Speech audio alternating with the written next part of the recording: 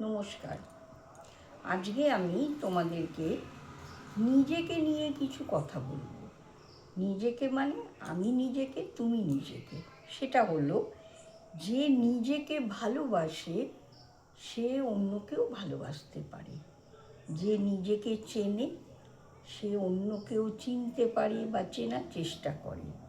আবার দেখবে যে নিজে ভালো খেতে পারে সে কিন্তু অন্যকেও ভালো খাওয়াতে পারে।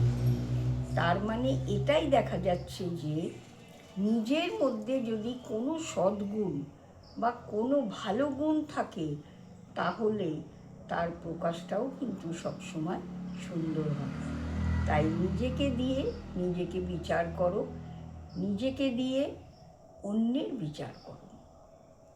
নমস্কার। আমার এই কথাগুলো যদি তোমাদের ভালো লাগে তাহলে আমার ভিডিওটাকে তোমরা লাইক করো, কমেন্টস করো, শেয়ার করো, সাবস্ক্রাইব করো।